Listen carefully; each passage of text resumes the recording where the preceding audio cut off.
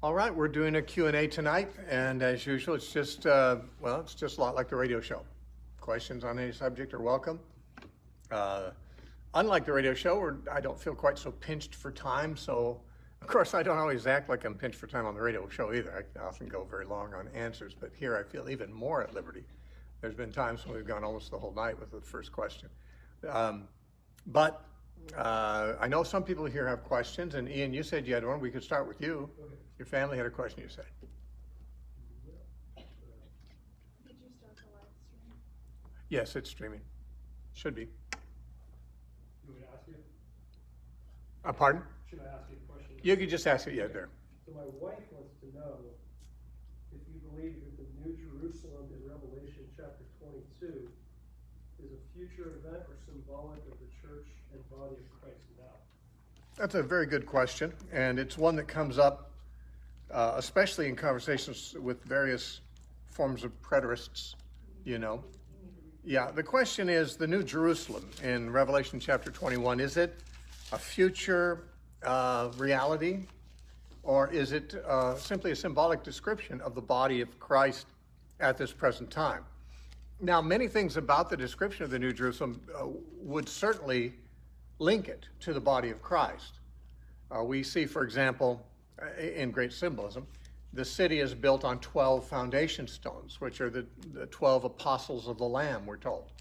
Now, the church, Paul says in Ephesians 2, is built on the foundation of the apostles and prophets, Jesus Christ being the chief cornerstone. So it seems more than coincidental that Paul says the church is built on the apostles, the foundation of the apostles, and there we have the city, which is also built on the foundation of the 12 apostles.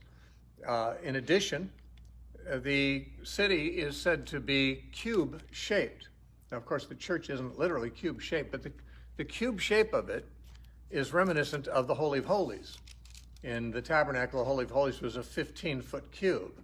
The New Jerusalem is described as a 1,500-mile cube, a huge cube, and it's very much like the Holy of Holies in that it has no need of the sun or the moon or the stars to shine in it because the glory of God is the light of it. And the Holy of Holies was the only part in the tabernacle that had no access to natural light or any other kind of light. As you were in the outer court of the tabernacle, there was the sunlight out there. As you went into the holy place prior to entering the Holy of Holies, you had the lampstands in the holy place, which was giving artificial light. But as the high priest went into the Holy of Holies, there was no source of light except the glory of God. And thus, the Holy of Holies is, of course, the place of intimate fellowship with God. The tearing of the veil in the temple when Jesus died seemed to imply that there's access for all believers to the Holy of Holies, that is, to that intimate access. Writer of Hebrews says that in Hebrews 10, that having therefore a high priest who's entered into the holiest place for us, let us go also. He's our forerunner. We go in too. He leads us into intimate fellowship with God. So all these concepts seem to be wrapped up in the description of the New Jerusalem. More than that, we have two other references to the heavenly Jerusalem in the Bible prior to this, which seem to unambiguously identify it with the church. In Galatians chapter 4, Paul said, he's contrasting the old covenant and the new and likening them to Sarah and Hagar. Sarah like the new covenant, Hagar like the old covenant, and both of them are wives bearing children for Abraham. Hagar's children were natural children. She was a young woman and not incapable of becoming pregnant, unlike Sarah. So Sarah's child was Isaac, was born according to promise, not according to natural causes. Hagar's child was simply born by natural means, without supernatural involvement, or it's not because of a promise of God. So Paul's saying that's like the natural Israel, which are naturally descended from Abraham, like Ishmael was, and like us, who are Christians, who are not naturally descended, but we're children of the promise. So Abraham has two kinds of children, and each of the mothers represents a different covenant. The natural Israel became God's children through the old covenant, Mount Sinai. We have become God's children through the new covenant, which is like Hagar. And as he's saying all of that, he makes this statement, if I can find it real quickly here. Okay. He says in verse 25, Galatians 4:25, "For this Hagar is Mount Sinai in Arabia and corresponds to Jerusalem, which now is," meaning the earthly Jerusalem, "and is in bondage with her children." He means the Jews under the law in Jerusalem, the present Jerusalem, that he's saying they are in bondage, meaning to the law of the old covenant. But then he says in verse 26, "But the Jerusalem above is free, which is the mother of us all." Now, I believe he's using the term Jerusalem, the mother of us all, to refer to the church, the new covenant community. Just as the old covenant community, Hagar was the mother of the natural seed, the new covenant community, which we would call the church, and Paul does too in some certain places, is the new covenant community. That's the mother of us. It is the womb through which God brings forth his children. His wife, the bride, she is our mother. That is the true community of the disciples. Now, he refers to here not as the New Jerusalem, but as the Jerusalem which is above. But he does contrast it with the Jerusalem which now is. Now, in my opinion, since the church existed already at this time, he would not contrast, if he was talking about the heavenly Jerusalem as the church in its present time, he wouldn't distinguish that from the Jerusalem that now is, because the church now is also. But he seems to imply that Jerusalem above is a future thing. And in Revelation 21, we see the New Jerusalem descending from heaven, where it was when Paul wrote Galatians, descending from heaven and coming down to the earth. And so Paul almost certainly has the church in mind when he speaks of the heavenly Jerusalem, but we know that the writer of Hebrews, whom of course many people have thought is Paul, I don't assume that it's Paul, but whoever it is certainly was not in disagreement with Paul. In Hebrews chapter 12, verse 22, he says to these Jewish Christians, "You have come to Mount Zion, to the city of the living God, the heavenly Jerusalem, to an innumerable company of angels, the general assembly and church of the firstborn who are registered in heaven." Now he says, we have come to the heavenly Jerusalem. He also calls it the Mount Zion, true Mount Zion, the city of God, and the church. It's the church. It's the general assembly and church of the firstborn. Christ is the firstborn. So he's identifying the heavenly Jerusalem with the church. Now the church is on earth, but it's also in heaven, because of course the church is just one entity. Christ only has one body, and there are Christians who've died. They're still in the church. Christ is in the church. He's the head of the church, and he's in heaven. But we are still, at this present time, any living saints at any given time are still on earth. So the church has its feet on earth, its head in heaven, and some of its constituents are in heaven, some on earth at this present time. But when the heavenly Jerusalem comes down in Revelation 21, John says, let me get the right verse here for what I want to say here.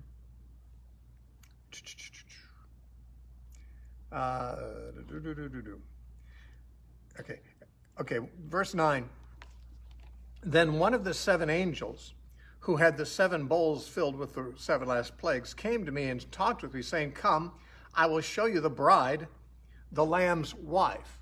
Now the Lamb is Christ, and his wife is the church, the bride. And so we're going to see, he's going to be shown the bride, the Lamb's wife. "And he carried me away in the spirit to a great and high mountain, and showed me the great city, the holy Jerusalem, descending out of heaven from God, having the glory of God." Now, here we see what in the epistles is referred to as the heavenly Jerusalem.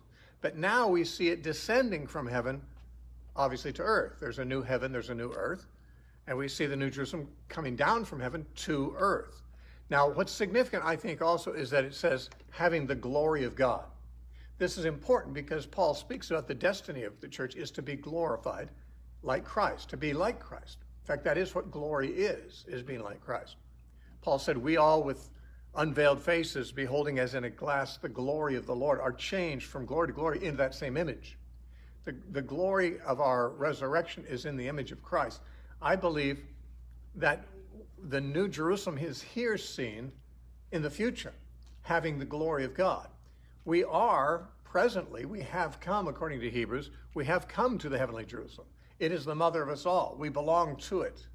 One of the Psalms is talking about the city of God, the beautiful city of God, Zion, and how it says that this one and that one were born in her, talking about the special privilege of those who actually have citizenship by birth in Jerusalem. And so in the New Jerusalem, we're born in her. We are citizens of the New Jerusalem. But the church is not yet glorified. When the full preterist tells me that the church, everything has happened that's supposed to happen, I think, well, okay, the church was a certain way up until 70 AD, and then 70 AD happened, the church was still the same way. There's no evidence in church history of any glorification of the church that occurred in that year. Frankly, there's no evidence of any benefit to the church or any change in the church that happened in that year. It's a significant year and often predicted in Scripture, but it is not the year. It is not the time when the church obtained the glory of God. Now, the Bible says that God has called us to his kingdom and to obtain his kingdom and the glory of God. Obviously, the glory of God is spoken of eschatologically in Paul's writings. Paul says in Titus 2:13, we're looking for the blessed hope, the appearing of the glory of our great God and Savior Jesus Christ. This glorifying of the church through the glory that's going to be seen in us, Paul said in Romans 8:18. He said, I'm persuaded that the sufferings of this present time are not worthy to be compared with the glory that shall be revealed in us. Okay? When we're glorified, God's glory will be revealed in us, Paul said in Romans 8:18. And that being so, I don't think that's happened. I don't think God's glory has been revealed in us yet. I think the church is still pretty stinky, pretty divided, pretty immature. Paul talks about a time when we all come into the unity of the faith and the knowledge of the Son of God unto a mature man, to the measure of the fullness of the stature of Christ. The church hasn't come to that. We're not mature. We're not in the unity. And therefore, I see this as future. I believe that when Jesus comes, we will be glorified. And what John sees in Revelation 21 is the bride having the glory of God. She's now glorified. And therefore, I see that as future. I do agree we're talking about the church, but I believe we're talking about the church in a future stage of glorification. So I do see it as future. Now, in addition to that, just the way I understand Revelation 20 leads me that way too, because I see Revelation 20, the previous chapter, as talking about the church age ending with the release of Satan for a little while to threaten the church one last time and bring the armies of the earth against the beloved city briefly. But fire from heaven comes down and destroys the enemies. I think that's the second coming of Christ, which is at the end of the church age, which has not yet happened. And at that time, he says, I saw him that was on the throne, from whose face the heavens and the earth fled away, and there was no more place for them.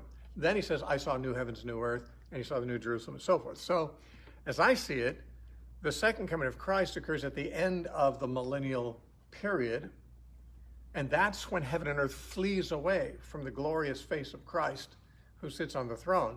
And then there's a new heavens and new earth, and that's where we see the new Jerusalem having the glory of God. So I think in the chronology of those two chapters, we have a future second coming of Christ after the little season of Satan being released. And then there's the general resurrection. There's the judgment. There's the disappearance of the heavens and the earth, which also Peter talked about. Now, again, a lot of full preterists believe all this has to do with 70 AD, and they can tell you that the heavens and earth that passed away is the old covenant system, and the new heavens and new earth is the new covenant. I mean, that's all very neat and tidy. It just doesn't fit. I mean, it just doesn't fit the passage in its chronology. So we have to realize that not every neat and tidy explanation really is real.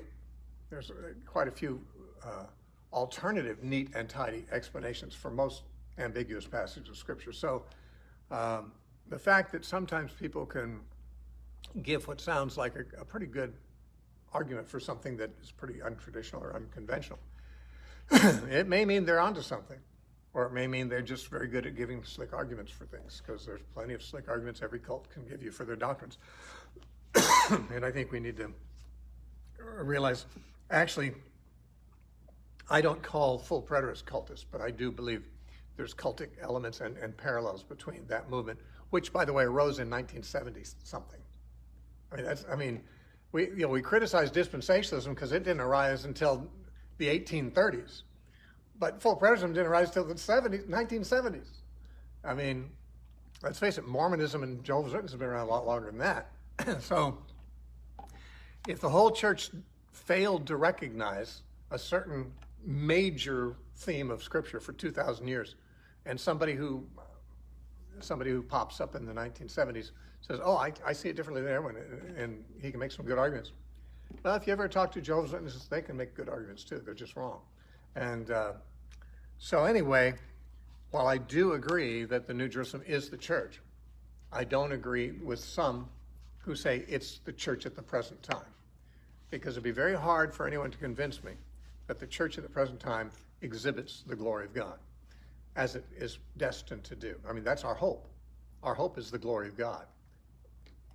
You know, Christ in you is the hope of glory, of course, but our hope is the appearing of the glory of God. It says in Titus 2:13. So I count that to be future. I mean, if that's what happened in 70 AD, I'm real disappointed. You know, it's funny, interesting too. All these fancy arguments can be made, and to an unsuspecting person who's perhaps doesn't have a grasp of the whole Scripture, can be very persuasive that everything that the Bible talks about, that because the great hope of the Christians was 70 AD. But then you have to wonder, that must have been a huge nothing burger for those who were so excited about it. I mean, we're enduring hardship, looking forward to the glory of God at the coming of Jesus Christ. Jerusalem falls, nothing happens favorable to the church. Persecution worsens, in fact, because after Jerusalem fell, the Romans really began to persecute the church, far worse than the Jews ever did. You know, I mean, the persecution gets worse for the church. The church doesn't prove to be a better church or more glorious church or more Christ-like church necessarily. You know, it's like it goes into, you know, institutional church eventually. I mean, think, how is that something the apostles longed for and panted for and hoped for? You know, there's actually nothing that happened there that is particularly anything anyone would be looking that forward to, except those who are perhaps looking to be vindicated against Jerusalem, that was persecuting them. But again, I mean, they say, well, that's why it was so good for the church, because the Jews in Jerusalem were persecuting them, and they were going down. Well, yeah, but when Paul wrote to the Thessalonians about the second coming of Christ, what effect did the Jerusalem fall have on the Thessalonians? They were in Greece. They weren't anywhere near Jerusalem. You know, if someone says, well, you know, the Jews couldn't, you know, the Jews who were in Thessalonica would stop persecuting them because Jerusalem fell. Now, that didn't really work. That's not really true. The Jews did not stop persecuting the Christians after Jerusalem fell. According to Polycarp, the story of Polycarp's martyrdom, the Jews were very involved in his martyrdom in the next century. And that was in Smyrna, you know, one of the churches of Revelation. But the thing is, you know, the New Testament speaks with such glowing eagerness for, you know, the huge change when Jesus returns and raises the dead and there's the rapture and we meet him in the air and all that. And to say that all of that's just symbolic of stuff that happened in AD 70, but really nothing happened. I mean, something happened to Jerusalem. Nothing happened to the church in Thessalonica. There's not the slightest evidence that their circumstances were in any sense changed. And yet Paul's writing to them about how eagerly we're looking forward to this and stuff. And I really doubt that anyone, Christian living in 70 AD, when Jerusalem fell, would have said, wow, glory to God, I'm resurrected, you know? In what sense are you resurrected? In what sense did you experience any change? And the interesting thing is people like Polycarp were actually alive at that time. Polycarp, judging from the date he died and the number of years, I think it was 86 years, he said he'd been serving Christ. You go backward and it comes to about 69 or 70 AD, he was either born or began serving Christ. And he didn't seem to know of anything like that had happened. He was still looking forward to the future second coming of Christ, as all the church fathers were. So, got a feeling this fancy new doctrine, which sounds so good when you hear a slick presenter presenting it, I got a feeling it's no more genuine than many other last days or recent developments. But it's getting big. There's a lot of people convinced by it. I happen to be writing about it. That's why I got into this maybe as much as I did. I'm writing a short book against full preterism as we speak. I was even working on it today.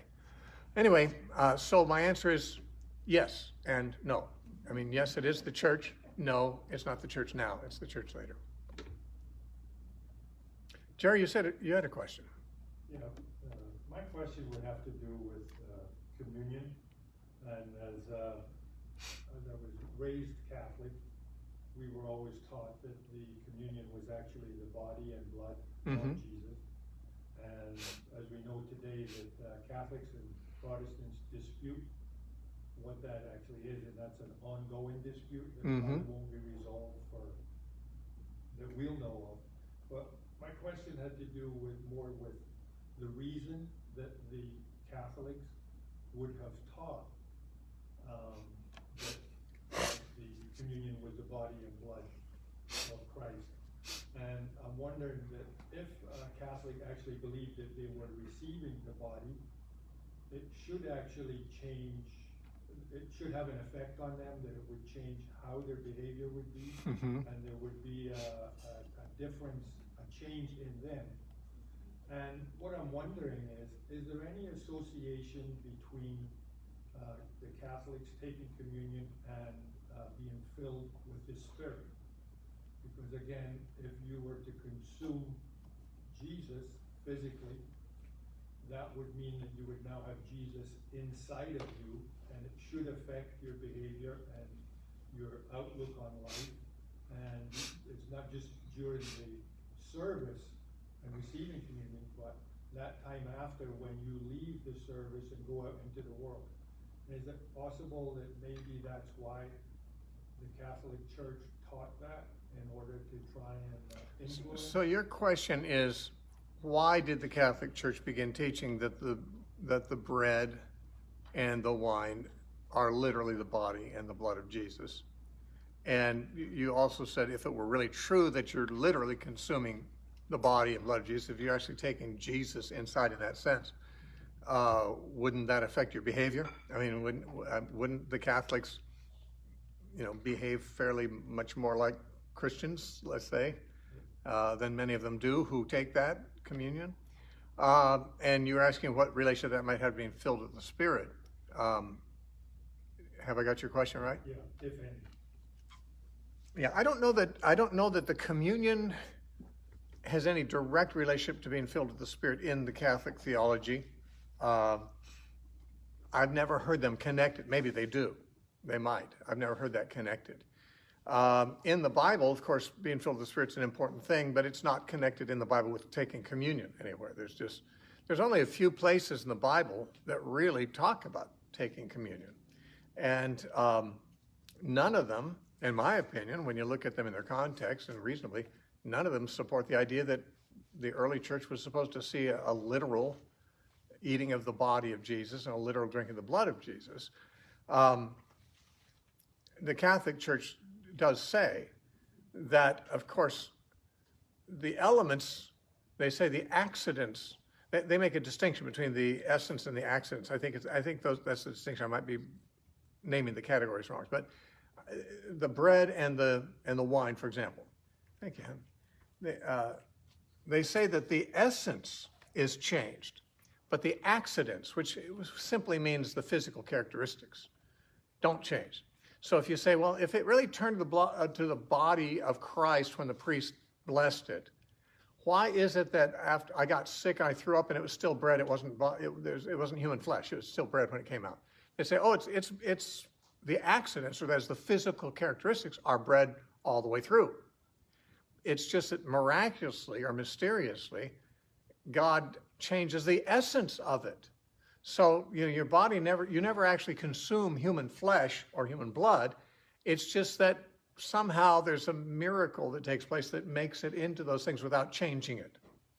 Now, let's face it, that sounds like an awful lot of makeshift ad hoc, excuses for claiming something amazing happens when nothing amazing does happen. Now, Lutherans and Episcopalians and those who still see something very special, and maybe, I'm not sure Presbyterians might see something of this too, They don't say that it turns into the body and blood of Jesus, but they do believe that what they call the real presence of the body and blood of Jesus are in the elements. So in other words, they don't see it as a transubstantiation where the substance changes from bread to flesh and from wine to blood, but rather they just see it as something miraculous happens when the words of institution are announced over it. This is the blood of Jesus, the body of Christ. That somehow the real presence of God is mysteriously in it, so that you're really taking, with the food, you're taking something of the real presence of God into yourself. Now, even this has no warrant in Scripture. Honestly, there's no warrant in Scripture for any of this. There's only a few passages that even seem to be relevant to the subject, and they certainly don't say anything about a real presence or about a change in the elements. Jesus himself, when he instituted the Last Supper, he'd use the same kinds of words that they used at every Passover, and this was a Passover meal. He was a Jew. His disciples were Jews. They had taken Passover annually together for some years, and before they knew each other, they were taking it annually with their families and so forth. It's something Jews did every year. And Jesus, as far as we know, followed the Passover ritual to a certain extent. But at the time when he began to speak about the significance of the bread, instead of saying this bread is the bread of affliction that our fathers ate in Egypt, which of course is not literal, because that bread was not the affliction of their fathers. He basically means, obviously, this commemorates it, this represents it. Jesus said, no, this bread is my body, which is broken for you. So he's basically saying, it's not the anguish your ancestors went into that I want you to be remembering every year when you take this. I want you to remember the anguish I went through. Because, in the Old Testament, there are prophecies that liken or that contrast the Messiah's salvation of his people with the Egyptian salvation of the Exodus. The Exodus is seen both in the prophets of the Old Testament and in the New Testament. The Exodus is seen as a type and a shadow of Christ's deliverance of us. And there are places in the prophets that say, the time will come when you will no longer say, blessed is the Lord who brought us out of Egypt, but blessed is the Lord who brought us out of all the nations. And in other words, he'll be saying, instead of remembering the Exodus, as important as that was for the founding of the nation, there will be something much more significant that will totally eclipse it, that you'll remember instead. And I think that's what Jesus was saying. You've been remembering the Exodus every year that you take this. From now on, whenever you eat this bread and drink this cup, you're remembering me and what I'm doing for you. My blood shed for you, my body broken for you.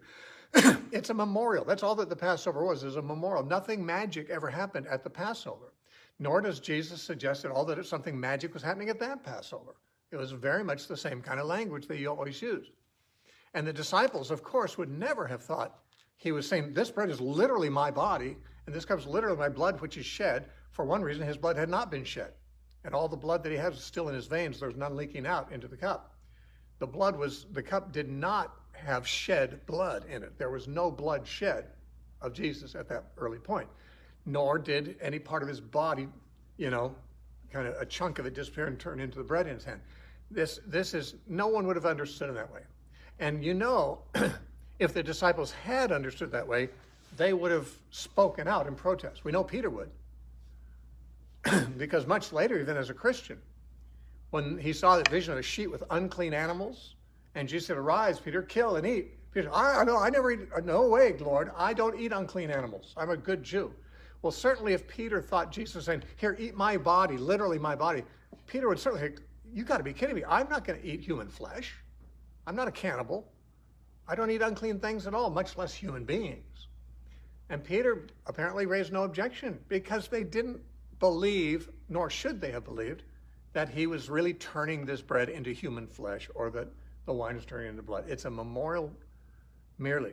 Now, you were saying if people really did eat the flesh and blood of Jesus, seems like that would change their lives. Well, if there was a real eating of the flesh and blood of Jesus, literally, it would probably change something, or else why do it? And it would probably be something spiritual that would change. And that would probably, as you say, change their lives. But Jesus had said earlier, when addressing a different subject about clean and unclean foods, he said, it's not what goes into your mouth that defiles you. It's what comes out of your mouth, because that comes out of the heart. That's what defiles you. In other words, you put in your mouth has no spiritual impact. He said, actually, he says it goes into your stomach and then it goes on out at the other end. That's what Jesus said. That's why unclean foods don't defile you in any spiritual or permanent way in the sight of God, because it just goes right through. Now, if we want to change that up and say, I think you could equally say, eating a cracker that we now claim is my body and a cup that we now claim as blood, that's just going to go through you too. I mean, it's not going to stick with you. You know, how is that going to make any kind of lasting spiritual change in you? It's just food in your belly and then on through like the rest of the food you eat. Even if it was human flesh, even if it was the literal flesh and blood of Jesus, it'd still go right through just because you're eating it. It's not what you eat with your mouth that has the slightest impact on your spirituality.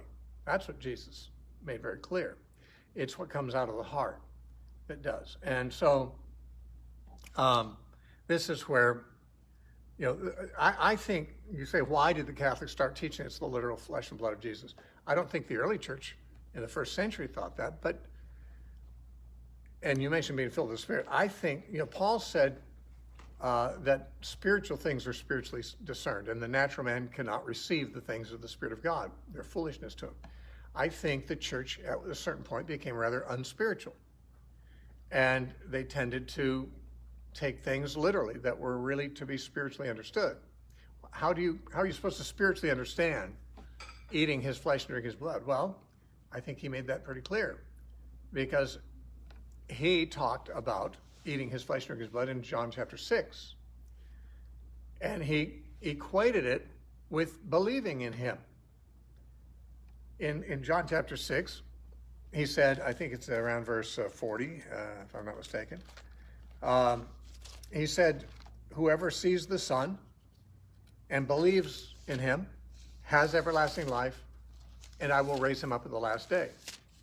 But then 14 verses later, he says, whoever eats my flesh and drinks my blood has eternal life, and I'll raise him up at the last day. So the promise in both verses is that person who does this has eternal life, and I'll raise him up at the last day. But in verse 40, it's whoever sees the Son and believes in him. And in verse 54, it's whoever eats my flesh and drinks my blood. In other words, the two are equivalent. Seeing the Son and believing him was equivalent to eating his flesh and drinking his blood. The same promise to both. You have eternal life, and you'll be raised up on the last day. When the disciples, some of the disciples took Jesus literally, and they left him because they were offended by it. And, you know, Peter, Jesus turned to the 12 and said, will you leave? And Peter said, to whom shall we go? You alone have the words of eternal life. He didn't say, you alone have the flesh and blood that we have to eat to have eternal life. He may not have understood what Jesus was saying, but he knew that it's not eating flesh and blood that gives eternal life. You know, it's the words that Jesus spoke.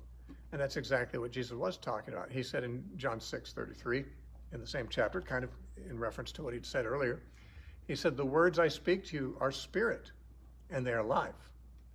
He said, the Spirit gives life. The flesh profits nothing. So, Jerry, yeah, being filled with the Spirit is what we really need to live a different kind of life. Eating a cracker, drinking something from a cup, whether it turned into human flesh and blood or whether it did not, it would not, in any sense that we can imagine, or that is ever explained, or even makes sense biblically, it would not have a spiritual impact, because what you put in your mouth does not impact you spiritually. What you digest through your stomach and eliminate later does not have a spiritual impact. Now, I want to say this too.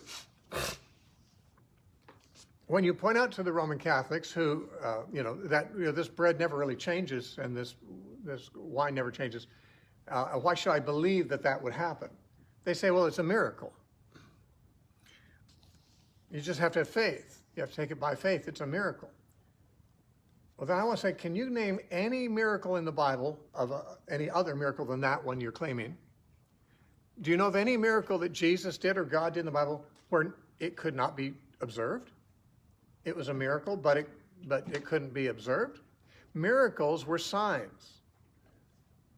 You know, Jesus walking on water, healing the sick, raising the dead, opening the eyes of the blind, stilling the storm. These are all visible signs of who he was. When miracles are done, they're usually done as visible confirmations either of something that is being said or of the person who's saying them. But where do you find a miracle that no one can observe? In fact, which when you test it, it proves not to be true. You know? Oh, it's invisible. Okay, so you're saying that somewhere in the New Testament, God said that what saves a person and confers spiritual benefit is something that is said to be a miracle, but it cannot be observed. And if you actually do test it, it appears to be false. But I'm supposed to just believe that. On what basis? Well, it can't be on the basis of the Word of God, because nothing in the Word of God says anything remotely like that. There's no statement in the Scripture that gives that particular twist on the taking of communion. So if you want to ask why the Catholic Church began to teach it, I think either they began to not understand Scripture when they got, as the centuries went by and the apostles were more distant and the church became more mixed with Rome and things like that, and they were more unspiritual. I think they tend to be more literalistic, just like the Pharisees were, whom Jesus had to frequently correct when they were being too literalistic in taking his words. But maybe more than that, it became a great control of people. Once the Roman world became Christian, then the church was full of people who were not really born again Christians, because everyone was baptized at birth. Everyone was automatically part of the church in Europe after the empire became Christian. You're born Christian. You're born part of the Catholic Church. You're baptized into it. The problem is that means that the majority of the people who actually attended the Catholic Church had never been converted in any real sense, didn't have any particular love for God. The only thing to keep them faithful and giving them tithes and so forth would be to scare them into it, because that's how you keep people obedient if they don't have any love in them for you or for God. And, the way I think the Catholic Church kept people, involved and financially supportive was by saying, you need what only we can give you. You need to eat the flesh and blood of Jesus, and nobody but we can give it to you. And they still say that they can do it. You have to be, you can eat bread and wine like Protestants do all the time, but it doesn't work because the magic is done not by, magic has to be done by a priest who has been ordained by the bishops of the Catholic Church, who have apostolic succession going back to the apostles in the old days. So they say. So, in other words, their institution alone can work the magic that turns bread and wine into something that will save you and give you eternal life. So don't you dare go to any of the rival religions, because they cannot do this. Jesus gave us the magic to do it. And I'm using the word magic rather probably disrespectfully, because they would say it's not magic, it's a miracle. But it bears no characteristics of any miracle that God has ever done, since it can't be observed and in fact can be disproven. No miracle of God has ever been had those difficulties attached to it. But also, it's more like magic, because it's kind of a nonsensical thing to believe, since there's nothing in Christian religion that would suggest that eating something, anything, even if it's God himself, physically, that eating something in your mouth, into your stomach, that somehow has any spiritual impact. That's superstitious. Unless they can somehow prove that the Bible really teaches that, or otherwise prove that the bread really did become flesh, in the absence of any visible proof or biblical proof, there's nothing left to categorize it except superstitious. And yet we know that there have been a lot of superstitious religious people throughout history, and for about 1,000 years, the Roman Catholic Church was the only game in town in Western Europe. There's no other religions tolerated. And so, to keep people loyal, because people could, neglect the church, even if they were considered part of it. To keep people involved and loyal, they had to say, if you miss Mass and you don't take this, you lose your salvation. It's a mortal sin. So I personally think the whole doctrine is manipulative, because if you say only what the Bible says, namely that when you eat the bread and drink the cup, you're remembering Jesus. You're calling to mind what he has done and appreciating him. You're celebrating his sacrifice. Well, You can be saved whether you are celebrating that on any given day or not, in terms of at a meal. I think our whole lives are supposed to celebrate it. I think our behavior day by day, moment by moment, is supposed to celebrate our appreciation for that. But, you know, eating a ritual snack does not. So those are my unplugged, thoughts on that subject. Did I cover all the parts of it? You did. Okay. Thank you. Mm-hmm. Any other questions?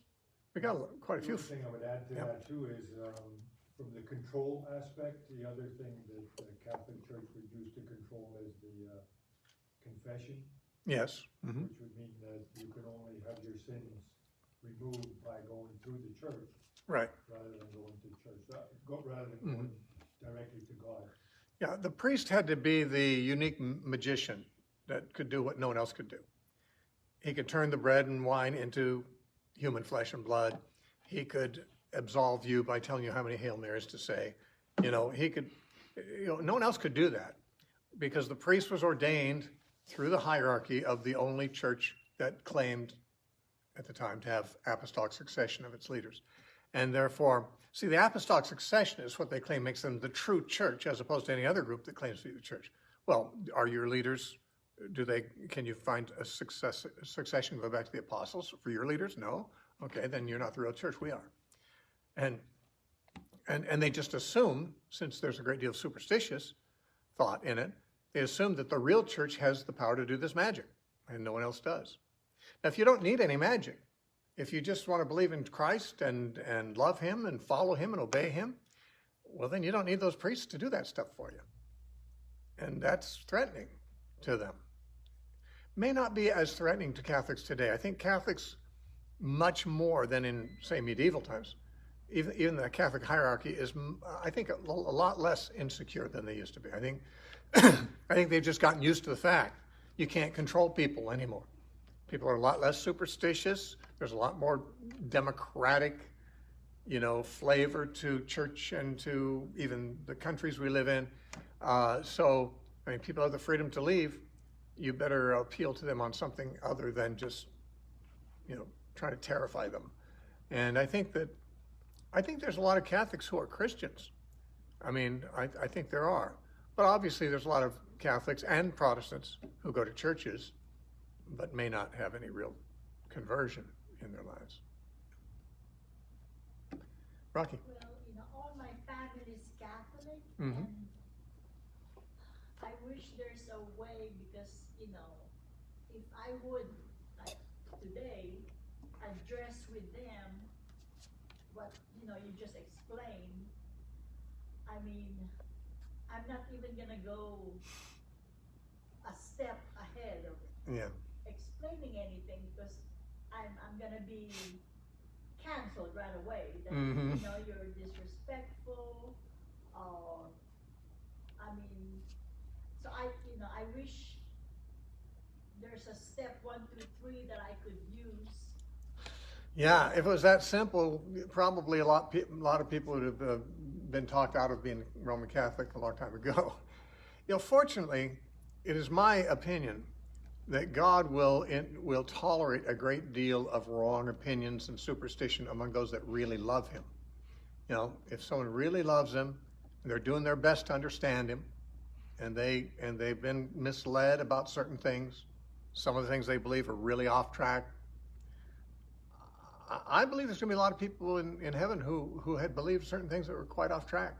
But because we're not saved by believing all the right things, we're saved by loving and following Jesus Christ as our Lord and King and being loyal to him. And let's face it, there are people like that in some pretty screwy denominations. The problem is that doesn't make it okay for there to be some screwy denominations, because actually screwy denominations may give people a false hope who don't have any real love for Christ, especially cults. Cults, they tend to make you think, well, you jump through the hoops of what it means to be in our group, and we're the ones who are saved, so you'll be saved that way. And then people get a false assurance of salvation simply by jumping through the hoops of that particular group and being loyal to that group. The Roman Catholic Church, I had those characteristics too. through much of its history, and maybe in some parts still does. I mean, the Philippines, where your family is, I know the Catholic Church has got a real stranglehold on people there, and it's really hard to get free of it. But that doesn't mean, like, if a whole country were Catholic and no one there knew anything other, that doesn't mean that everyone in that country is going to go to hell. It just means that people who do find God and who do love God are probably going to live with some misconceptions about some things. It's not their undoing. The problem is, of course, groups that do teach false doctrine can lead people off into a direction that really distracts them from Christ himself, like toward Mary. I mean, a lot of Catholics I know don't seem to overemphasize Mary. But you go down to Latin America, I don't know, maybe the Philippines are this way. I mean, there's people so devoted to Mary. I was somewhere I was driving a rental car somewhere in the Midwest just this past couple weeks. And it was hard to find a good station, but I found a station that was clearly a Catholic station. And sometimes they're really interesting to listen to. I mean, they have good things to say. I mean, if they're talking about abortion and some things like that, I mean, they do have good things to say. And I even sometimes will listen for a few minutes anyway to a Catholic station here. Then they come to the top of the hour and they have to do their rosary, or they say, now let's pray. Holy Mother of God, and their entire prayer is to Mary. It's an amazing thing. That's such a distinctive of the Catholic Church that, I mean, as a non-Catholic, never having been a Catholic, I'm accustomed when people say, let's pray, their next words are, our Father, or maybe Lord Jesus, or something like that. They pray to divinity, but it's like it's just natural for Roman Catholics to let's pray, oh Mother of God, and then all this verbiage about how reverent they want to be toward her, and what they ask, please, have mercy on us, and please rescue us, and change our country. I mean, they say all things to Mary that non-Catholics say to God, and it just struck me as so sad, because some people are so devoted to Mary. If that same devotion had been directed by the church they go to toward Jesus, they'd be saints, And frankly, I have to say some of them become saints notwithstanding. Mother Teresa prayed to Mary also, but also to Christ and to God. Mother Teresa loved Jesus, there's no question. I mean, I've seen documentaries, heard her talk. She definitely loved Jesus.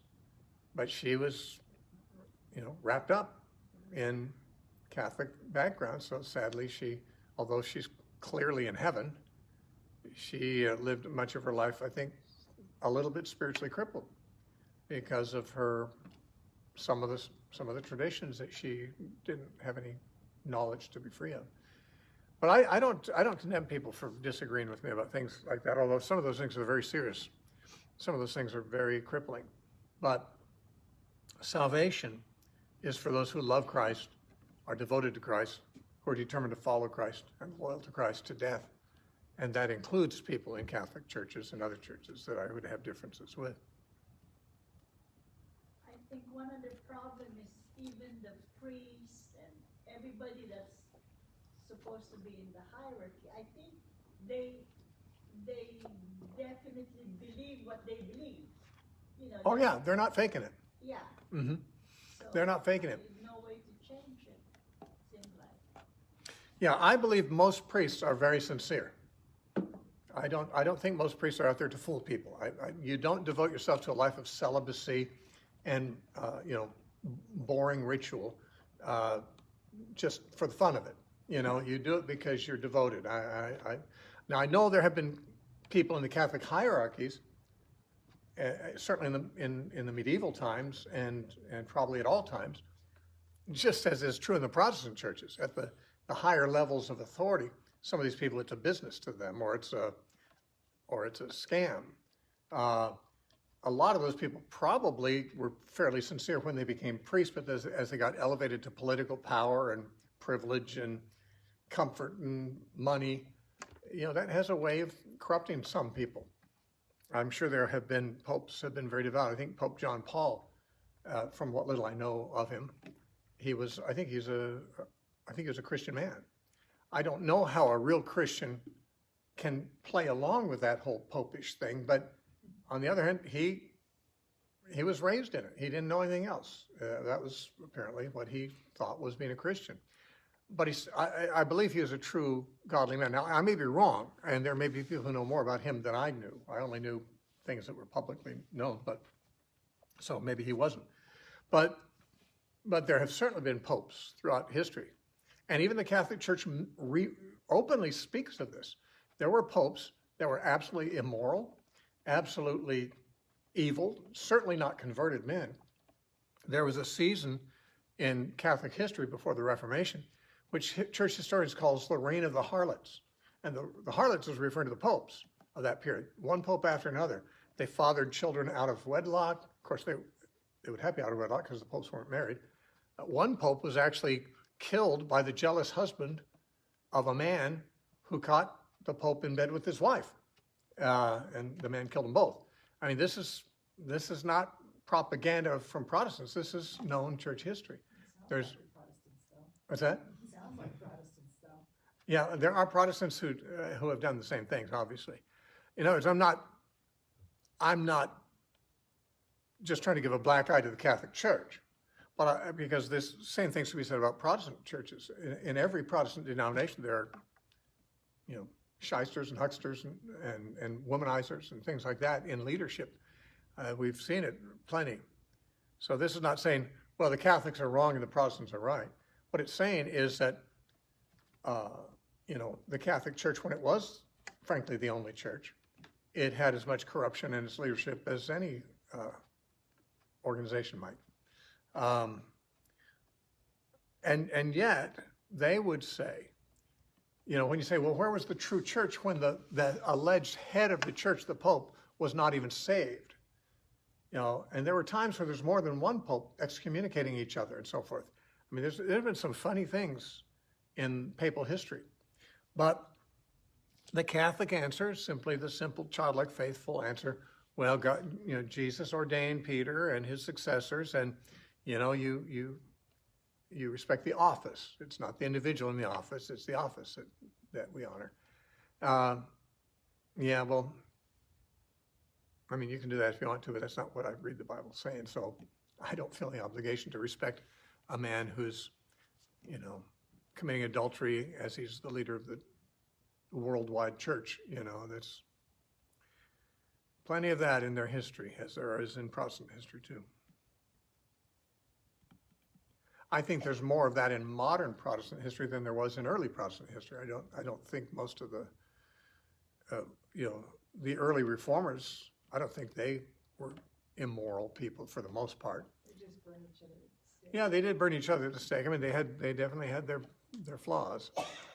But I think the idea of immorality in the Protestant clergy is probably more of a modern problem than one from the time of the Reformation. Okay, any other questions or finish early? Yes, Jerry. I had another one having to do with infant baptism, which, from what I understand, there is no biblical reason for infant baptism. But again, I'm wondering, associated with those religious groups that taught infant baptism, could that be more for the parents of the child than the actual child who knows nothing about it? Because in medieval times and things, there would be a greater infant mortality and things like that. So was it maybe set up or taught to Comfort parents. comfort parents? So the question, if you couldn't hear it, was about infant baptism. There doesn't seem to be any biblical reference to infant baptism. And was it maybe set up by the church in order to comfort parents at a time of high infant mortality rate? The idea that if you baptize your infant, they're going to heaven if they die. I don't know to what degree that motivation played into it. I'm sure that was one of the benefits of teaching it that was realized. I mean, you're right. The Bible speaks of nothing of infant baptism. The closest thing you get, and the only scripture, I think, that is used by those who support it. And we're not talking about just Roman Catholics here. There's many Protestant denominations that baptize infants. The Lutherans, the Episcopalians, the Presbyterians, and even the Methodists, they baptize infants. I believe it's just kind of a carryover from the Catholic time. Before these churches existed, they all came out of the Catholic Church, so I think it just kind of stuck. But the argument for infant baptism seems to depend very largely on identifying a parallel between baptism and circumcision. That in the Old Covenant, people circumcised their infants, and this is the mark of including them in the covenant community. Anyone who is not circumcised will be cut off from the people, God told Abraham in Genesis 17. So if you were a Jew and you had a son and you didn't circumcise him, your son is not really legitimately part of the people of the covenant. So faithful Jews would circumcise their infants because that was the mark of the covenant. Now, the argument goes, well, baptism is kind of like the new circumcision. We don't circumcise, but we do baptize. So if the Jews had the right and the privilege of including their children in the covenant family from infancy, we should have at least as much privilege in the kingdom of God, in the Church of Christ, to be able to include our children from birth. Now, when I read that argument, see, I was raised Baptist, and Baptists don't baptize infants. And I've never been in a church that did, and I don't believe in baptizing infants, honestly, but I do always want to understand why anyone else believes something that I don't see in the Bible. And so I did read several books by those defending paedobaptism, which is infant baptism. And it seemed like that's how they came at it. That since the Jews circumcise their infants, we baptize our infants. And the thing is, of course, we don't read of anyone in the Bible doing that, and we don't read of any command to do that or even any permission to do that in the Bible. It's just it's something that's never mentioned in any place, even though the New Testament writers often give instructions about family life. I mean, they say, fathers, bring up your children in the nurture and the admonition of the Lord. You children, obey your parents. And there is family instruction given in the epistles, but never a reference to anyone baptizing their infants. The Catholics often will bring up the fact that there's household baptism mentioned at times. When Cornelius was converted, he and his whole household were baptized. And when the Philippian jailer said, "What must I do to be saved?" Paul and Silas said, "Believe on the Lord Jesus Christ and you'll be saved, and your house." And then we read that the man took them home, washed their wounds, and he and his whole house were baptized. Now, in other words, we read a couple of times in the New Testament, in the book of Acts, of whole households that were baptized. This is not in any of the instructional parts of the New Testament, it's just descriptive. These people in their house got baptized. We're not told there were any infants in any of those houses. If we knew that their household had infants in it, and we're told their whole household was baptized, then that we say, oh, so they did baptize infants. But there's no suggestion that either of those households had any infants, and therefore there's no mention of infant baptism there. More than that, in the case of the Philippian jailer, where it says he and all his house were baptized, the very next verse says that he and his whole house rejoiced, having believed in the Lord. So everyone in his household believed in the Lord, and that precipitated their baptism. And we know that infants don't believe because they don't know. I mean, they just don't. A newborn baby doesn't believe in anything. And yet when you baptize an infant, you're baptizing a human being that has not yet come to be a believer. Now, that was true, of course, also of Jews circumcising their babies. Their babies at 8 days old hadn't become believers. They hadn't sworn any allegiance to the covenant, but being born physically into Israel made somebody part of the family of Israel, part of the covenant race. And therefore, to include them right from infancy made sense because those children are children in the covenant community.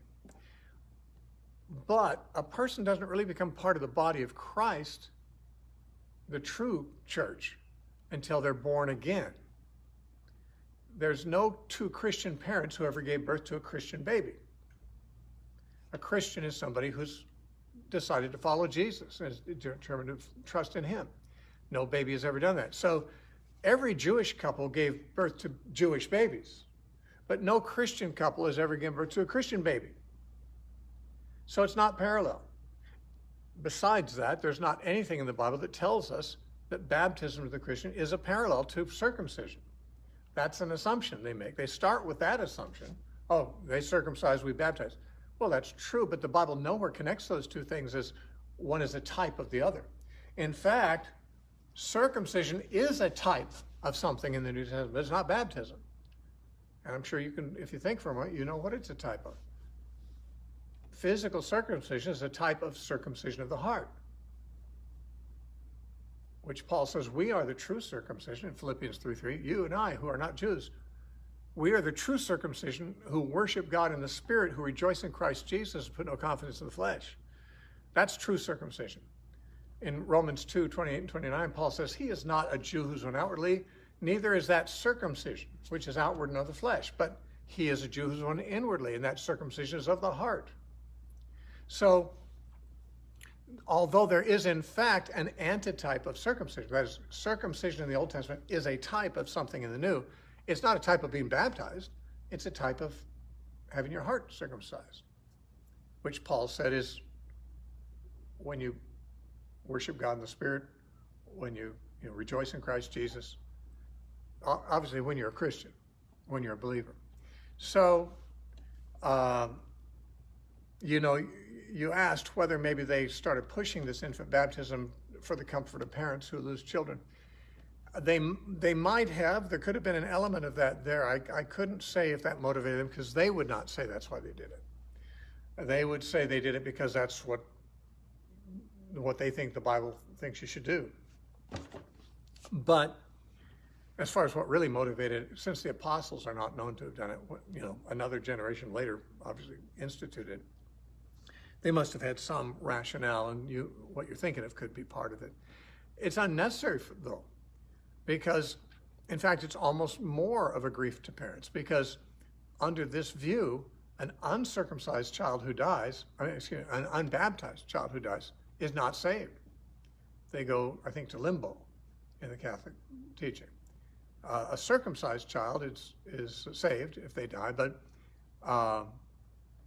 an uncircumcised child is not. Now, I think biblically, every child who dies is saved because Christ died for the sins of the whole world, and they have never rebelled against God. Now, the Augustinian doctrine of original sin claims that these babies are born guilty of sin from Adam, and therefore they're not saved at birth.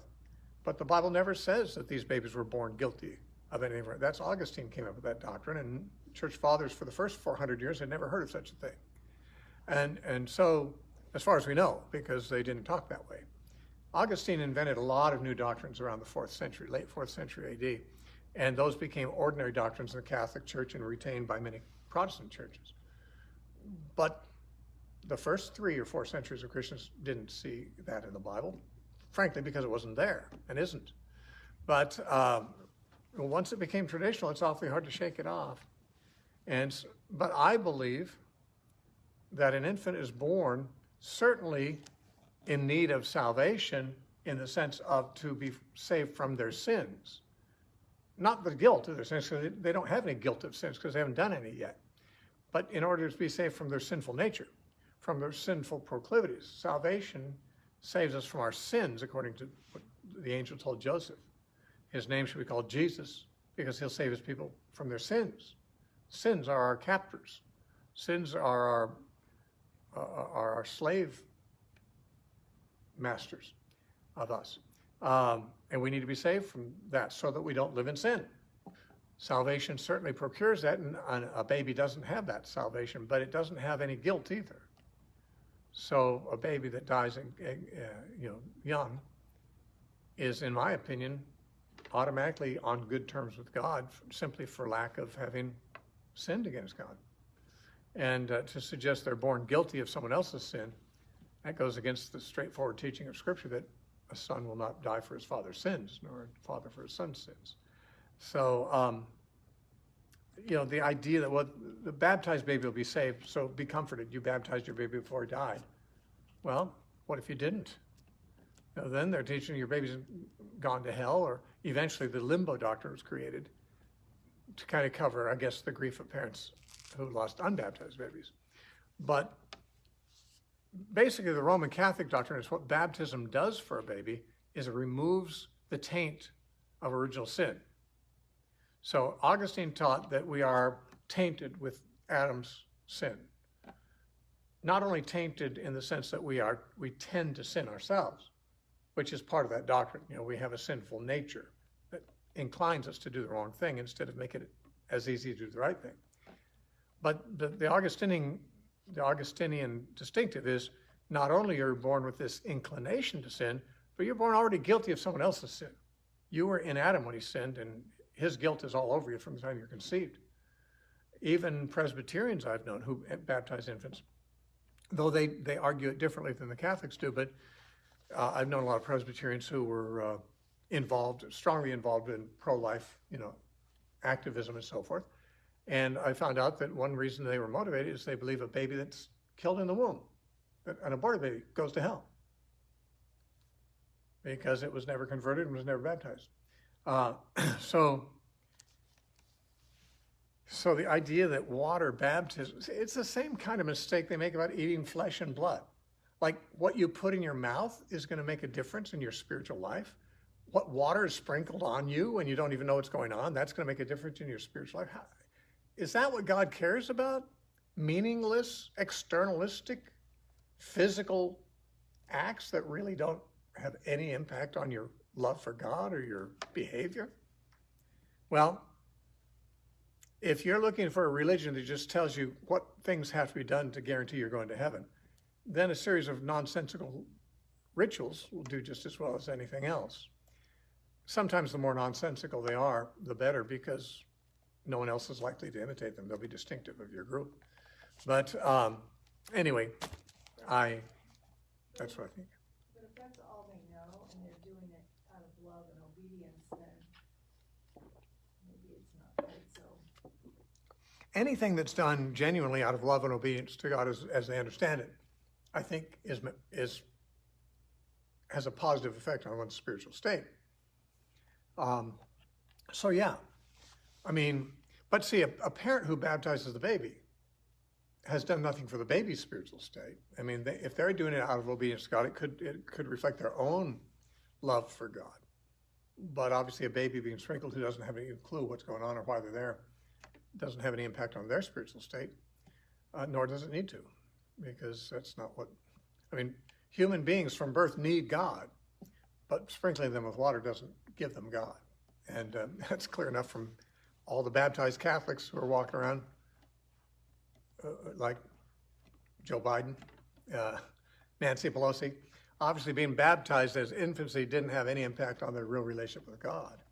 And you don't have to look at those famous cases to see many of the Catholic people you meet, or Protestant people you meet that have been baptized. Clearly being baptized did not change them. What changes them is your decision to really be true and loyal to Christ and to love him. Rocky asked a good question a minute ago. She said, was there any kind of ritual for the female babies that would be not parallel to the circumcision for the little Jewish babies, but did they have any kind of ritual for the female babies? Or were they The Jewish law did not include any similar ritual for female babies. Only the male babies. And then would the bat mitzvah and bar mitzvah later be more of a parallel to baptism? I think the bar mitzvah of the boys and the bat mitzvah of the girls that came up in later Jewish tradition is more like what confirmation is in the Catholic Church. Circumcision would be similar to the way the Catholics think about baptism, and the bar mitzvah would be much more aligned with what the Catholics think about as confirmation. There's something more than that in the bar mitzvah, though, and I assume in the bat mitzvah too. See, neither of those are mentioned in the Bible. As far as we know, those are later traditions of the Jews, because there's no mention of those in the Old Testament. or the new. I mean, the fact that Jesus came to Jerusalem at age 12, possibly for the very first time. I won't go into the reasons, but I think there's some reason to believe that may have been his first visit to Jerusalem. He lived far from there. And it may have been the first time he actually visited the temple. But that he was 12.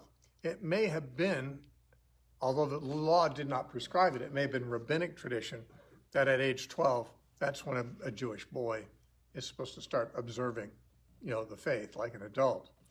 I have been told, I've not read this in like the Talmud or anything like that, but I've been told that it was at age 12, every boy over age 12 had to go to the 3 festivals in Jerusalem, but 12 was like the cutoff age. And so this may have been at age 12 when Jesus, the only story of Jesus' childhood other than the birth narratives, when he went to the temple with his parents.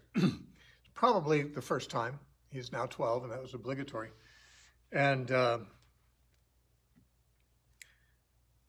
yet, it doesn't suggest that there was a ritual of bar mitzvah thing that they went through. That probably developed. Today, the bar mitzvah is for a 13-year-old. And the meaning of the bar mitzvah is that he was once a child under the covering of his father's headship, and therefore his father was responsible for his soul and his obedience. At age 13, when they're bar mitzvah, the young boy becomes a man, and he now has adult responsibility. He's pledging to keep the law for himself. And it's very probable, though I can't swear by this, that in the Jewish mind, that's when he reaches the age of accountability. That until that time, he's a mere child, and even though he may be a precocious child or a mature child, he's still technically under his parents' governance to the point where he's not personally responsible. And the parents aren't responsible for the children's sins anymore either. After that point, yeah. So, and then I don't know if the bar mitzvah and the bat mitzvah were established at the same time, or if they first did it for the boys and later thought, we should do something for the girls too. But neither of them are really mentioned in the Bible or prescribed. Now, and there's nothing corresponding to circumcision for the girls.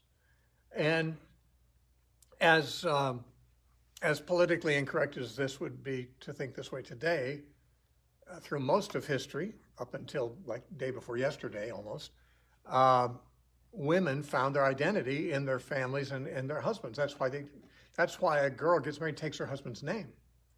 She had her father's name before that because she was part of his household. Now her father's giving her away to be in a new man's household, and she takes his name. It may seem demeaning to the thoroughly modern woman to say, why do I have to be identified with a guy? Why do I have to be identified with a man at all? I'm my own entity. Well, that's the way women have been taught to think that way, but in our time. But for centuries and centuries, and certainly in other parts of the world, even today, some of them, that's just the assumption. A woman's primary fulfillment is in being part of a family and producing children to carry on a man's family name and his estate and so forth. So, I mean, I know that might sound to people who are very thoroughly modern like she's just sort of like a peripheral to the guy. But it's not that she's peripheral. They become one flesh. They are a team. They are a new unit who have the same goals and the same mutual significance in their partnership. And so, and their partnership is mainly to bring forth the next generation to carry on that family name. Because in the Old Testament, the Jews didn't have any real revelation from God about the next life. They didn't know about immortality, but they could feel like there's some semblance of immortality if when they die, they leave behind part of themselves in terms of their children who carry on their name. Their reputation is tied up with their name. They want to have good kids who continue to bring honor to the family name. And there is actually literally something of them in that child. Obviously, that child was created by a piece of them, a piece of the father and mother. And so, in a sense, their cells are living on in another person. And so, the closest thing to immortality that the Jews in the Old Testament really knew much about was continuing to have generations of offspring. And there wasn't much more important than that. And you can see how important that was by, for example, the fact that if a man died without a male child, it wasn't just, oh, well, what a shame. Guess that's just the way the ball bounces. No, if he had a brother, that brother's supposed to take the widow and try to have kids with her until a son was born who would be named after the deceased son, so his name could be carried on. If he had no brothers, there's a whole hierarchy of other close relatives, cousins and so forth, that, someone as close as possible genetically to that father who died, or that non-father who died, was supposed to take the wife, because she is one flesh with him, so there's an identity of the dead man involved there, and bring forth a child for him. Now, I don't think that the brother-in-law who did this necessarily had to permanently marry the woman or have other children with her. It's just a matter of to give the dead man someone to perpetuate his name. I mean, that seems bizarre to us, but it was even before the law was given. It was included in the law of Moses, but it was even back in the days of Judah, centuries before the law was given. When Judah's son died childless, the brother was expected to have a child by the widow for his brother. And that's why his brother Onan refused, and God struck him dead because he was not cooperative. And we see then that their culture was very different than ours. But the reason I suppose that little girls were not circumcised is it was assumed they're going to marry a circumcised man and become one flesh. And until they do, they're part of their father's households. I remember back in the 70s, a number of women, when they got married, didn't want to take their husband's name. And a lot of them were feminists who said, well, why should I be identified with a man's name? Well, they already were before they were married. Their father's name. They didn't have their mother's maiden name. They had their father's name. You can't avoid a father's name or a man's name. It's just a question of which man, which solidarity, which household are you now identified with? And that's really how they thought about such things. And I think that's what motivated God to simply have a ritual for the man. The man's going to be he's going to be the head of the home. He's going to give identity to the family, and so the women who married them didn't have to also have separately, some kind of surgery. Hi. Hi. Do you have any questions? I actually did come with questions. Good. We're running thin. Jump in so soon. You just walked in. You jump right in. Okay. So I was listening to a very passionate dispensationalist, and he was laying out all of these reasons why the prophecy and Revelation has not yet been completed or even started. Mm-hmm. And so I started looking up a lot of things, and I found that he was actually adding some words to Scripture. But there was one part that that he actually had right, and I can't explain how Jesus said it.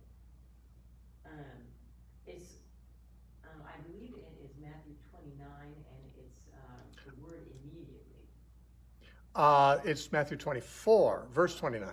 Okay. Immediately after the tribulation of those days, the sun will be dark and the moon shall not give its light and the stars of the heaven shall fall. Yeah. And then you should see the coming. And then they'll see the Son of Man, they'll see the sign of the Son of Man in the heavens and so forth. And he'll send forth his angels and gather his elect from the four corners of the earth. Yes. Yeah. And so while the rest of what he was saying, I pretty much debunked just by looking up the Scripture. That I'm like, well, okay, he's got me. What about the word immediately? Sure. Okay, for those who are listening by Facebook, because this is being streamed, the question, I don't know that you could hear it, was she said that was listening to a passionate dispensationalist on the radio, and he was giving reasons why Revelation must be taken in a future sense, and that it's not describing things that have happened in the past, but it must necessarily be seen as things that have not yet happened. And she said she looked up the passages, and sometimes they weren't making the point that he's making, but one did seem to, and that's in Matthew chapter 24. That's the Olivet Discourse, of course. And Jesus talks about there shall be great tribulation in verse 21.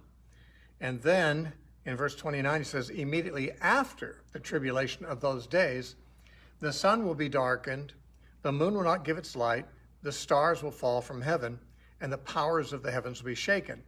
Then the sign of the Son of Man will appear in heaven, and then all the tribes of the earth will mourn, and they will see the Son of Man coming on the clouds of heaven with power and great glory.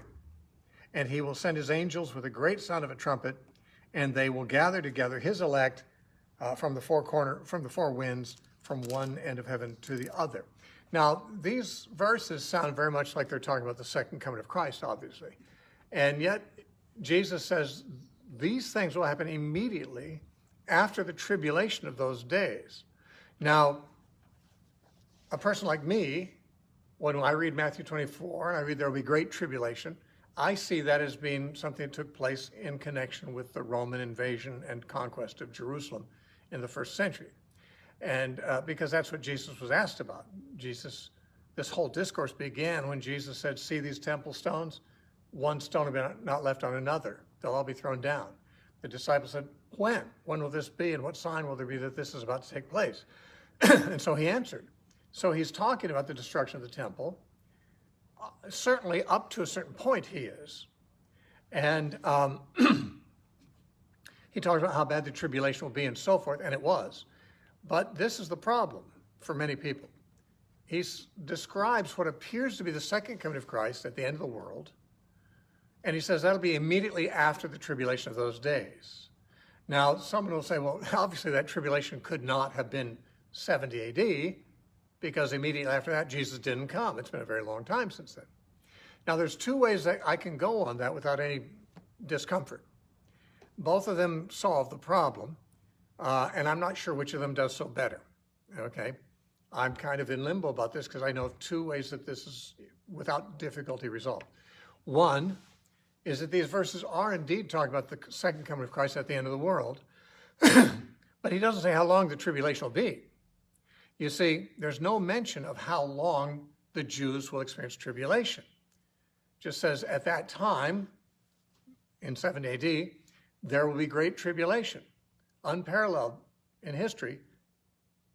For how long? Well, have the Jews finally gotten through it? I mean, they've been through tremendous tribulation, more than any other race, for a very long time. Now, when you look at the parallel to this in Luke chapter 21, when he's talking about all this same thing, instead of using the word tribulations, then there will be great distress on the people and in the land.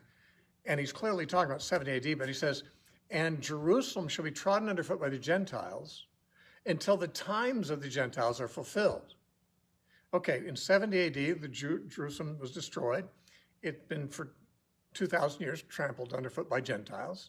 And Jesus said it will be until the times of the Gentiles are fulfilled. That's parallel to the tribulation mentioned in Matthew 24.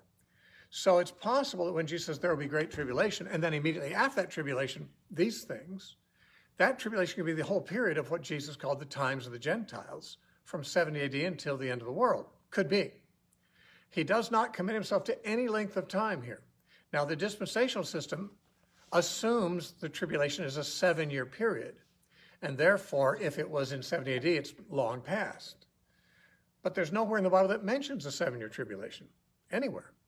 The tribulation is only mentioned in very few places in the New Testament, and it's never said how long it is. The reason that people say there's a 7-year tribulation is because they equate it with the 70th week of Daniel. Now, if you know the 70 weeks of Daniel in Daniel 9, a week is a 7-year period. And Daniel is told that there'd be 70 such weeks of 7 years each, so that'd be 490 years from a starting point that Daniel mentions to an ending point, which is when the Messiah comes, the first time. And dispensationalists take a view different than I believe is justified. I don't think it's justified in Scripture. They say that the first 69 of Daniel's weeks, which are 7 years long each, were fulfilled at the time that Jesus was crucified. But that the 70th week, which is also 7 years, because all the weeks are 7 years, the 70th week has not yet happened. They say when Jesus was crucified, it was postponed.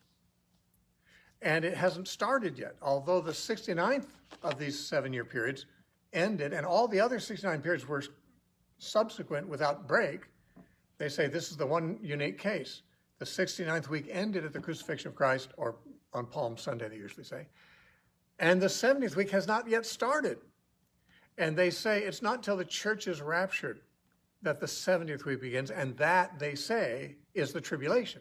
So although Jesus, nor Paul, nor Revelation ever commit themselves to how long the tribulation is, they say, they identify it with the 70th week of Daniel, which I believe is entirely unjustified from the passage of Daniel. But since they have that assumption, they bring the 7-year period of the 70th week and they overlay that as a template for the tribulation. And therefore you hear all this talk about a 7-year tribulation. It's comparing things that are not the same. And it's, this is what they do all the time. I mean, when they say the Antichrist is going to set up an image of himself in the temple in the middle of the tribulation, not a word in the Bible about that. What the Bible does say is the man of sin will sit in the temple of God, nothing about an image of him. He will sit in the temple of God saying that he's God. In Revelation 13, it does talk about the beast has an image of himself made that people must worship, but there's no mention of Jerusalem or the temple or anything like that. So you've got a reference to the beast having an image of himself to be worshipped in Revelation. 2 Thessalonians 2, you've got the man of sin is sitting in the temple of God, not an image of him. There's no temple in Revelation that he's in, and there's no image of him in 2 Thessalonians. And I don't think the two are talking about the same thing at all. They don't have much in common except that somebody's being blasphemous. But lots of people have been blasphemous. I don't think there's any warrant for identifying the man of sin in 2 Thessalonians with the beast of Revelation 13. But when people say, well, we do, then they can combine the image from Revelation 13 with the temple in 2 Thessalonians. See, but that's not, it doesn't say that anywhere. That comes from mixing two unlike things. That's where they get the 7-year tribulation. They take the 70th week of Daniel, which says nothing about tribulation in it, and they take the tribulation, which is mentioned in the New Testament, which says nothing about any length, and they say they're the same thing. I would suggest if you look at Daniel chapter 9 fairly and literally, they're not the same thing. They can't be the same thing. But that's where dispensationalists, that's their starting point. They don't argue to that point. They assume that point, and then they make their other arguments from that. This is not, to my way of thinking, a good way to do biblical studies, but that's what they're doing. Now, since the Bible nowhere identifies a 7-year tribulation, and I could think of someone trying to challenge me on that because they say, well, Revelation 7:14 mentions a great tribulation. And you also find in Revelation chapters 11 through 13, a 3.5-year period, 42 months, 1,260 days, time times half times means 3.5 years. And they say there's two 3.5-year periods. That makes 7 years. But Revelation doesn't say there's two 3.5-year periods. There's only one 3.5-year period repeated 5 times. You have to artificially take some of those times and say that's the first half, and take some of the other, that's the second half, now we have 7 years. But you would never find occasion to do that from anything Revelation tells you. The book of Revelation mentions 3.5 years multiple times. There's not the slightest suggestion that they're not the same 3.5 years every single time they're mentioned. But if you've already overlaid the 70th week of Daniel on the picture, you're looking for a 7-year tribulation. And when you see 3.5 years here, here, and here, and here, and here, say, okay, these ones are the first half of that 7 years, these are the second half. It's entirely artificial. It's like they come to it with certain assumptions that they've created, and then with a shoehorn, they tap everything into that paradigm. Now, having pointed that out, and anyone can check that for themselves, because I know what they'll find, because I've done it myself. When Jesus said, then there will be great tribulation, Matthew 24:21, and in 29, after that tribulation, immediately afterwards, you could have that tribulation being the whole period of what Jesus said until the times of the Gentiles are fulfilled. From the time of 70 AD when the temple is destroyed till the time Jesus comes back could easily be identified as the times of the Gentiles and could easily be that time of Israel's persecution and tribulation. Certainly, it was not very long ago that the Holocaust occurred in Europe. That was rather unique. You know, I mean, there are other people groups that have been persecuted, but let's face it, the Jews have had it all through history. It'd be hard to argue that their tribulation that began in 70 AD has yet ceased, you know. So after the tribulation of those days could mean really after a time that has even now not ended. And that could be the second coming of Christ. Now, that's one way to explain it, and it works for me. There's another way I can do it too. I can see the tribulation of those days as strictly the period of 66 to 70 AD, the horrible Holocaust that came on Israel at that time. That could be the whole thing of the tribulation.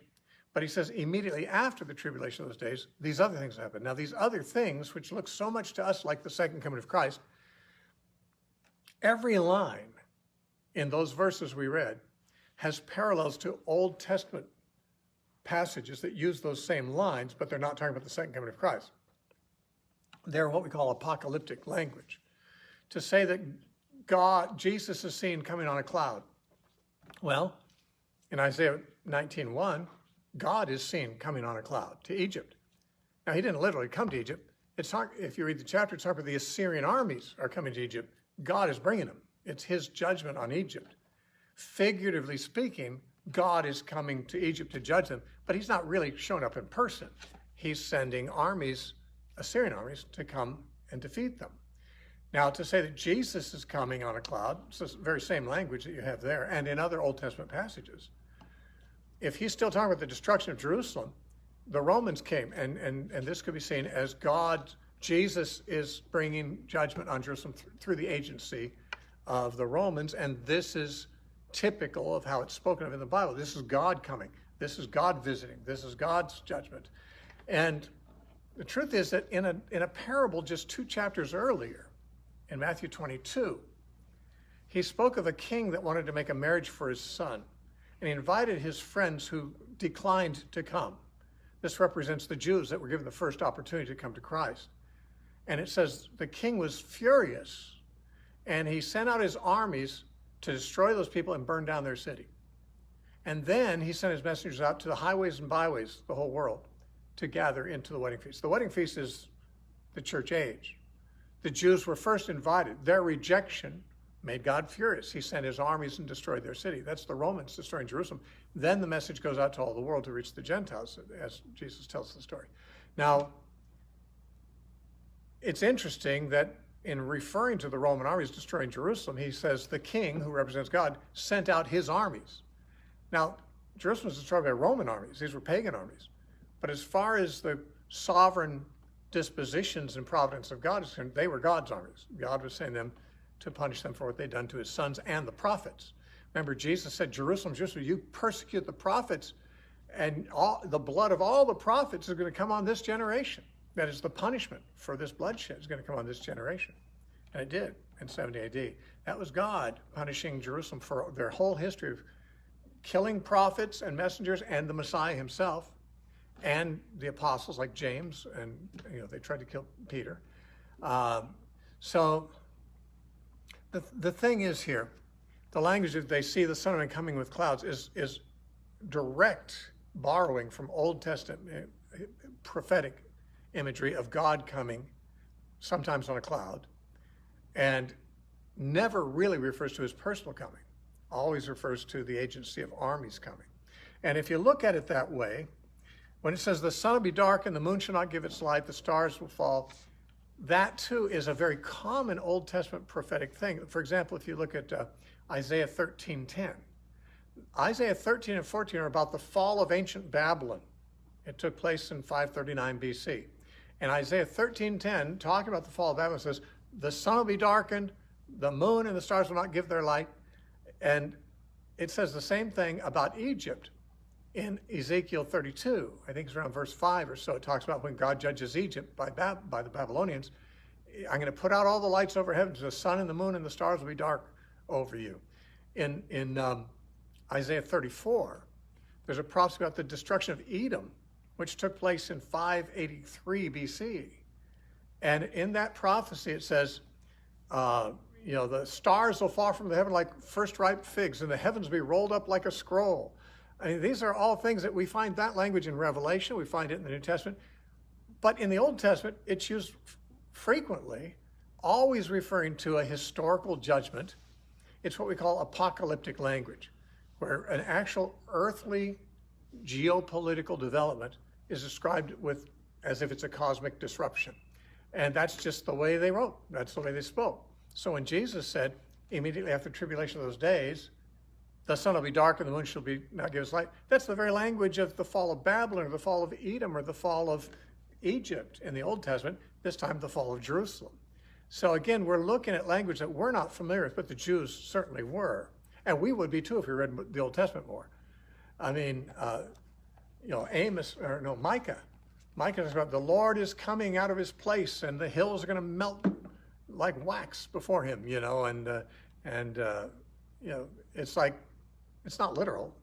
I mean, it could be, God could do that at the end of the world, but it's actually talking there about the Assyrians coming to destroy the northern kingdom of Israel.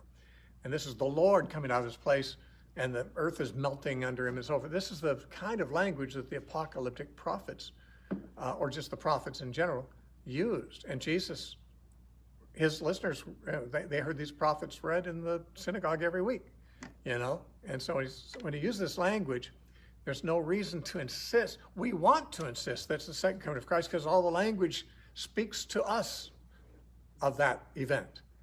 But would it have, and was it intended to speak of that event to them?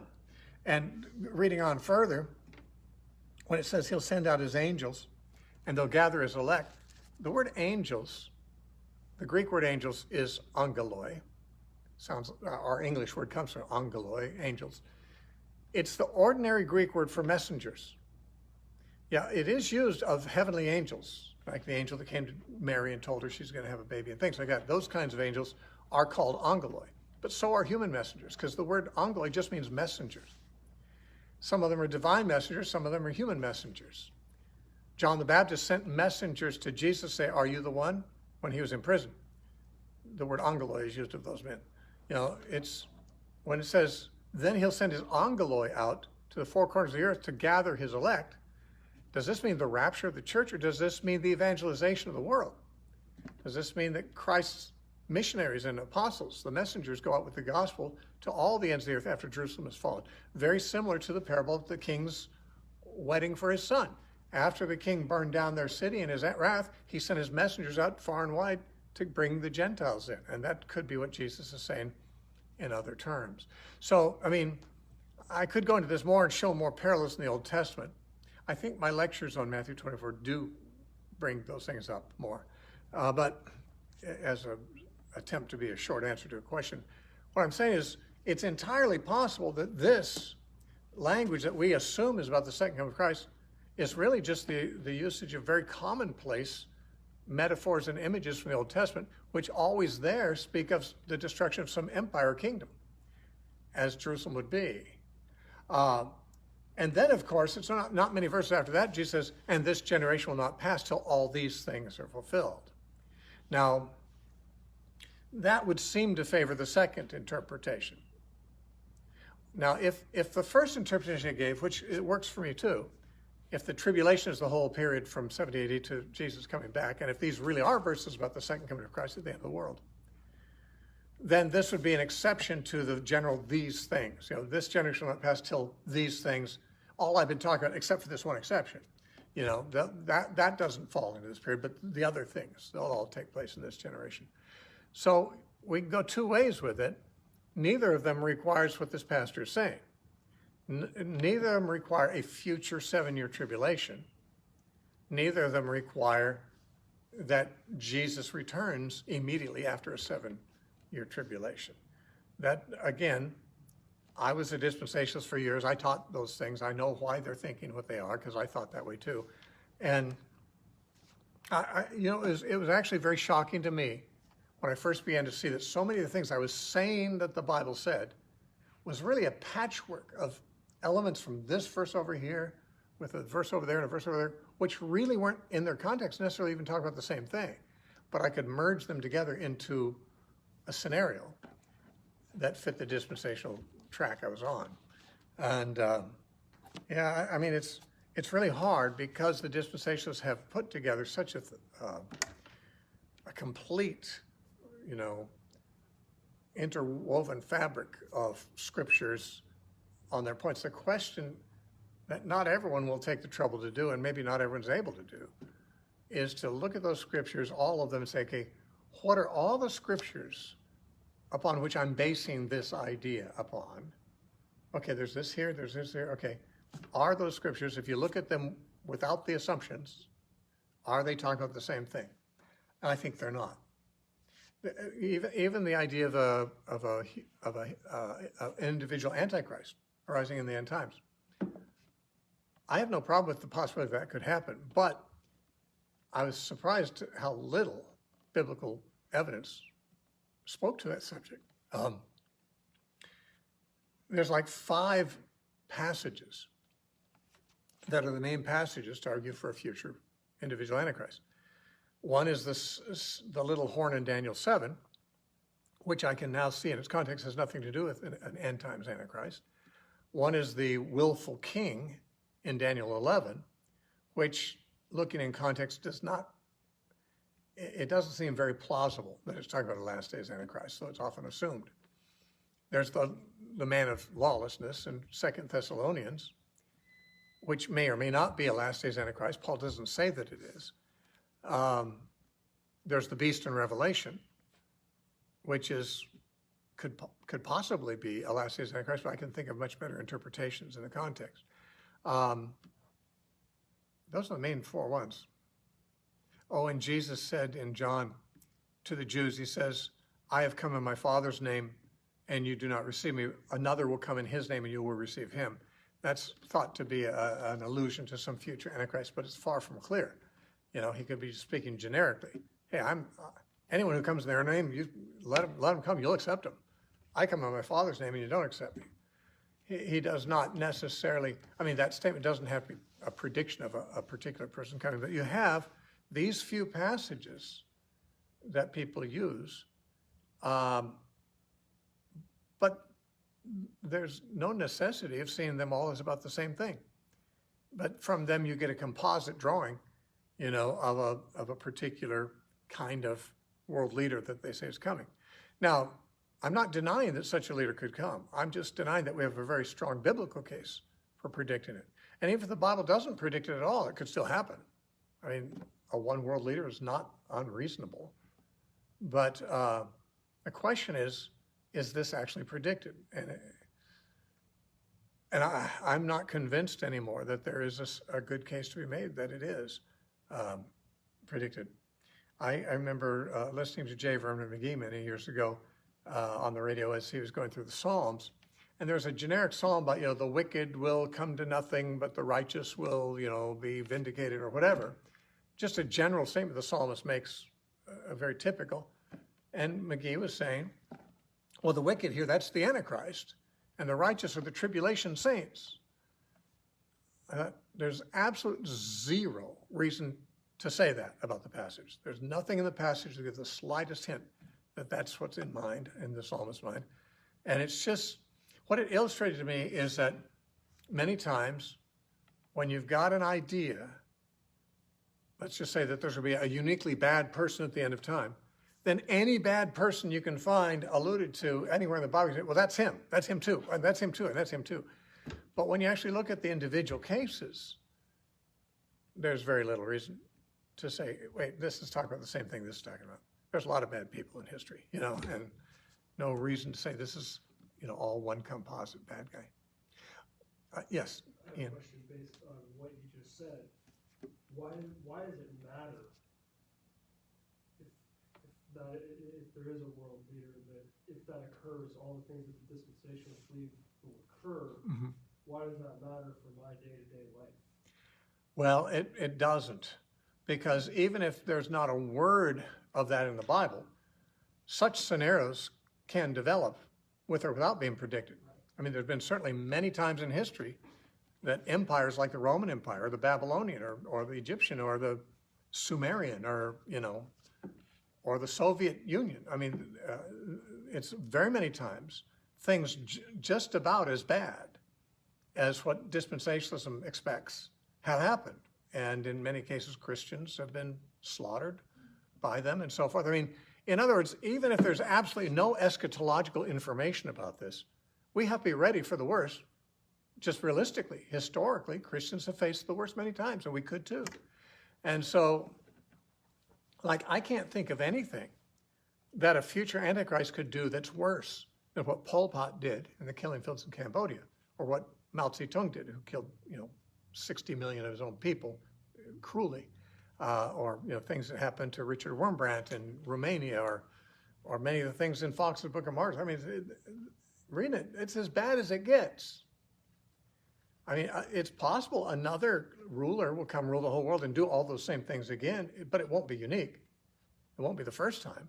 I guess the only thing to be unique about it is to be global for the first time.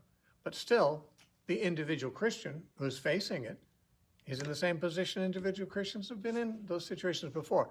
So you're right. If the Bible predicts that, what difference does it make? Except, here's the difference it can make. It can distract us. It can distract us from our current duty by saying, oh, this is the end of the world. Now, there's a guy who has been calling me for years on the air, and he and I agree about a great deal. He's a historic premillennialist, and historic premillennialists see many things very similar to amillennialists, but not entirely. But he is convinced that there's a future tribulation and an Antichrist, and he wants me to become convinced of it. I've told him, I'm open to the possibility. I'm just not that interested. I don't know the future, but I have to be ready for anything. I said, what is it that makes you so interested in me seeing this way? And his answer is fairly predictable because there's no other answer that I've ever heard. And that is, well, because if you're not forewarned, you might be deceived by the Antichrist. How could I be deceived by the Antichrist? Even if I'm not expecting one. I think we have an Antichrist in power in this country right now. I don't have any trouble recognizing that. If there was a global ruler who is Antichrist, I don't think I'd have a hard time recognizing that. People who are Antichrist are very plainly on a different page than Christians are. And so, I mean, if he's saying, I may not be digging a bunker if I don't know this is coming. I may not be storing up food and water if I don't know this is coming. Well, true. But even if a lot of people do know it's coming or think it's coming, they believe it's coming, but they're not digging bunkers. Again, I will do what I think I'm supposed to do as a Christian, regardless of what I think about end times prophecy. And just focusing on some man-made scenario about the end times, that doesn't improve my Christian walk in any particular way. Nor does not believing in it, as far as I can see, have any practical negative impact on my life. So the point you make, I think, is probably rhetorical, and I agree with the point you're making. It's 9 o'clock. It's time for us to close. So even though we had a pretty small group, we had enough questions to keep us busy. Of course, that had a lot to do with how long-winded I am. We didn't have that many questions, but that works out. So I'm going to go ahead and close, and there's a lot of food over there that you might enjoy. Thank you, Father, for, again, the time of fellowship and the ability to talk about your word. I do pray, Father, that no one will just assume that because I said certain things that they're necessarily true. I pray that each of us will be Bereans, that will search the scriptures and see if these things are so, and if they're not, that we will not think they are. We just want to see Jesus. We want to follow Jesus, and I pray that you'll help us to not be distracted from that focus. Because Paul said that it's as we focus in that direction that we are changed from glory to glory into the same image, even as by the Spirit of the Lord. This is what we desire, and we pray that you'll help us to continue to keep that focus. In Jesus' name, amen. All right. Vinny.